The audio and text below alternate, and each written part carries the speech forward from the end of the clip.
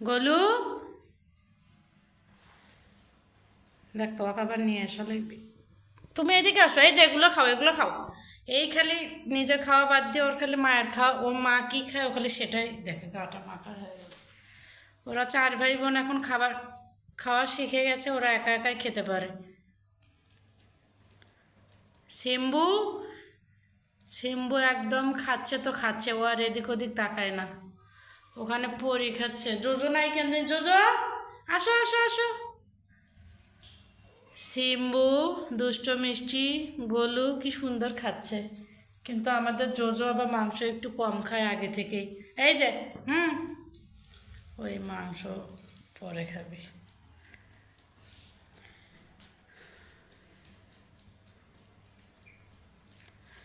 এদেরকে মোটামুটি বিক্রির সময়ও হয়ে গেছে, এদের বয়স হয়ে গেছে।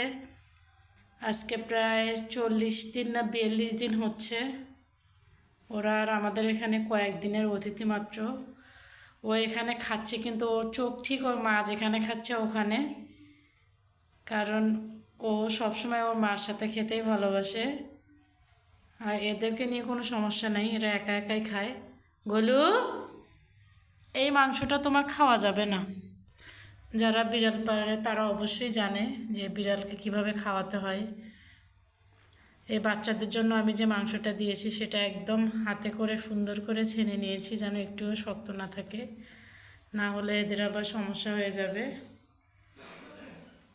আমি এখানে একটু মাংস রাখছি, ওরা দেখতে পাইছে ওখানেই আসতেছে খাওয়ার জন্য। এর তো অনেক মাংস খায়। এই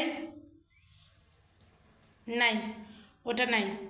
আমি এর গাটা হাত দিয়ে ধরেছিলাম, প্রচণ্ড গায়েও মাংস লেগে গেছে। ওটা পরে এমনিতেই ঝরে পড়ে যাবে।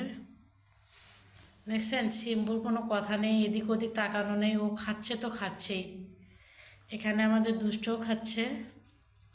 মিষ্টি, তোমার খাওয়া হয়ে গেছে সোনা পাখি, তুমি আর খাবা না? মিষ্টি, কই যাবা? ও এখন খেলবে। শিম্বু, শিম্বু, এত খাওয়া লাগবে না তো বাবা, এত খাও না, একটু অল্প করে খাও। শিম্বু,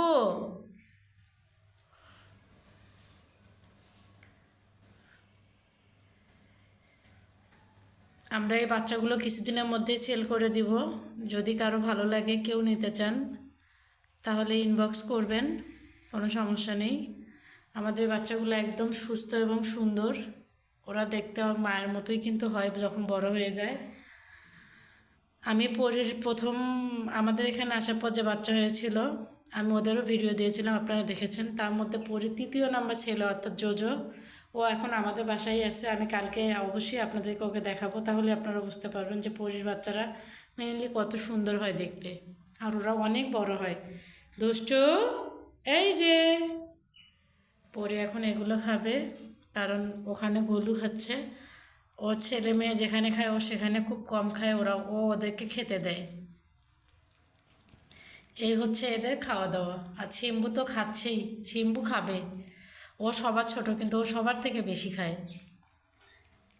শিম্বু।